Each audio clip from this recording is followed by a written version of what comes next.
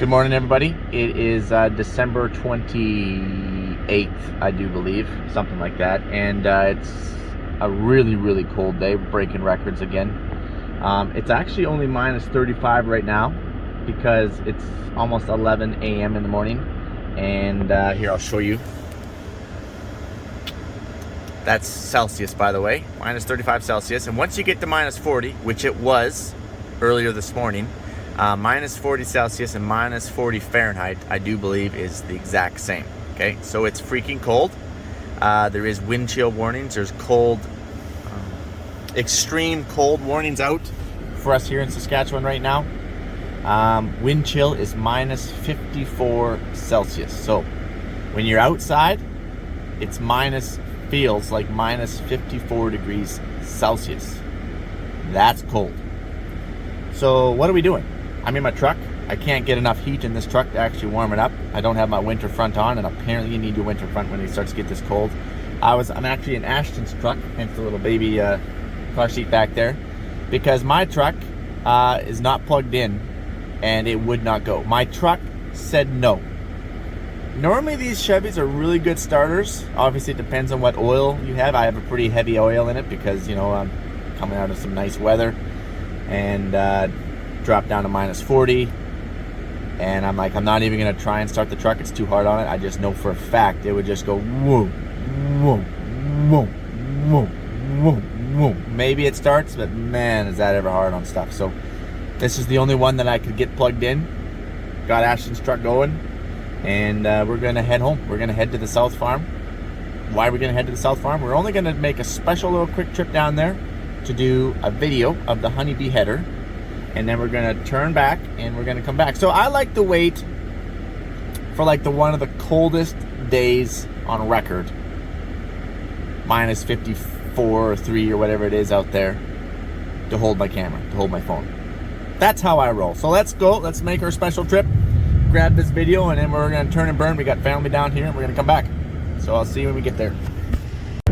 Welcome back, guys. It's still the 28th there. We're actually on our way down, as you already know, to go do a post-harvest video of a honeybee header. And I like to wait for the coldest freaking days, facepalm. But anyways, I thought we should talk about extreme cold. What is extreme cold? What defines extreme cold? And what do we do when it is extreme cold outside? And that's a really good question. So Environment Canada actually puts out extreme cold warnings. So we are actually under an extreme cold warning, and they do factor in wind chill, because you have to if you're out there working in it. Wind chill is just a refresher, is when you take the actual temperature outside. So say it's minus 35 or minus 40 degrees actual temperature, you start adding wind to it. The wind chill factor goes up. It makes it feel like it's in the minus 50s, or it could make it feel like it's in the minus 60s Celsius, which is just freaking cold, right? And we are currently under warning, and the warning does state that exposed skin will freeze in minutes. To keep emergency supplies, food, blankets, candles, and stuff like that in your vehicle in case you break down. Obviously that is important. Basically they just kind of go talk about a bunch of things. So what triggers an extreme cold warning? I'm actually not sure if I know that. I think, because I do believe they counted wind chill factor. I want to say is when it gets below minus 35. Don't quote me on that. I could be wrong, but I want to say it's when you exceed minus 35 degrees Celsius. And you gotta remember, minus 40 Celsius is the same as minus 40 Fahrenheit, okay? Just so we're all playing in the same rules here. Holy cow, that's cold, Mike. So can we just please circle back around to the fact that you are making a 200-mile round trip when you're in the wind chills of minus 50s? Are you crazy? Have you lost your mind, man? And surely you guys know me well enough to know that that is 100% accurate. Mike is crazy. But to be honest, you can't just wait for warm days. Like, we're in the prairies. We're in the Saskatchewan prairies here. Or I could actually just say we're in the Canadian prairies. We're in the Canadian prairies. We get cold. That's just a fact of life. You don't like it, don't live here. You need to dress up. You need to dress warm for the occasions. And you got to work through it. That's just part of this world. Normally we would be picking up grain bags. It doesn't matter whether it's minus 40 outside. we can't just wait for warm weather. There'll be a lot of grain bags to pick up. We got enough work to keep us busy till April, and we can't be taking time off. So that's a fact of life in the area in which we live. Okay? Now, I'm not saying go snowboarding. Maybe there's some hardcore snowboarders out there. I probably wouldn't go snowboarding, but when you gotta work, you gotta work. But anyways, so Mike, can you speak on like houses? Like, how are you guys insulated and heated up there in those temperatures? Does your furnace ever shut off? Like, how does all that work? That's actually a really good question. So if you're in a newer built house, like, shoot, I'm not a home builder or anything. Not that I would ever try to be, but like if you're like 80s, 90s, 2000s and up, especially the newer houses, they're all insulated pretty dang well. The furnaces, they'll kick out, they'll kick back on, they'll kick out, kick back on. But if you're in an older house, say, and you maybe haven't added any extra insulation, so older, let's go back to say 60s-ish, okay? That furnace is going to stay pretty continuous. We have an older house, actually, we call it Grandma's house. This is where Dad was born, and it's probably, oh man, I don't know what it would be. It's 40s, 50s, I would probably say. And that furnace, it never shuts off. Like when it gets this cold, like the old house just isn't insulated that good, and that furnace runs continuously to keep that house warm. In fact, if it gets below minus 40, you'll start losing heat temperature in the house. Like you'll start going backwards. Why haven't we added any extra insulation to it? That's a really good question. I don't know why. Probably because it's not always minus 40. That's not an average temperature for us. Even in the prairies, it can get cold, but it's not average temperature for us. So Mike, what runs your furnaces then? What type of energy do you guys have up there? Well, that's kind of a loaded question, depending on where you are, different provinces, how rural you're living. But for the vast majority, it's natural gas. Like all the major cities is going to be natural gas. Anything new is going to be natural gas, providing you're within range of a natural gas line. So basically what I mean by that is natural gas is very expensive to trench in. So if you're living out on a farmyard in a rural area and maybe you're 10 miles from a natural gas line, it's probably not cost effective even to trench that in. Like you could spend hundreds of thousands of dollars to trench natural gas in just a few miles, okay? So since it's so expensive, the alternative would be probably propane. You can just get a propane tank, big propane tank, and you can just keep getting that filled. For some of the older houses, like I think my grandma's house, which we have now converted, like we're all natural gas. Everything that we run is natural gas, okay? All our farmyard, all of our houses are all natural gas.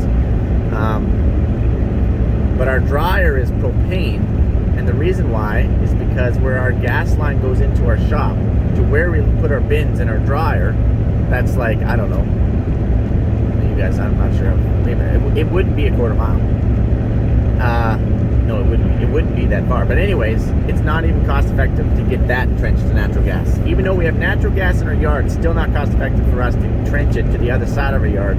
We just run propane. So that's how expensive it is to trench that stuff. But anyways, so I think my grandma's house, where I was going with this, used to be a diesel furnace. So a diesel furnace had a fuel tank outside the house, or sometimes they had them inside the basement too. And then you just came along and you just filled it up with diesel, and that would last you, well, depending on how cold it got and how much it ran, but that would last you about, I don't know, last you 3 days, could last you 3 weeks, depending on the forecast. So there is that. And then I do believe some really rural houses and stuff actually might run wood furnace or electric heat, but I think that's more rare. Natural gas is definitely number one, probably followed by propane number two, and then some of the older schools would probably still have some diesel tanks either in the basement or on the side of the house. So the vast majority is natural gas. But to be honest, whether you run propane or natural gas or you're electric, it doesn't really mean anything if you lose your power. Okay? That's a serious concern, especially in the rural. It's a concern in the city as well, but let's face it, if you're living in a city of any size, you will take priority over rural. That's just more, the vast majority of people will take priority over a smaller number of people. So that is a concern for us out here in the rural, because it is cold, and our power has been going on and off a few times, and I don't know why. Sometimes they just are servicing things, sometimes I don't know, whatever the reason, we actually have lost our power recently. How do I know that? Is because since it's a concern, my place is monitored. All my places are monitored. They're monitored for water, they're monitored for carbon monoxide, they're monitored for smoke, obviously, they're monitored for frost alarms, freeze alarms.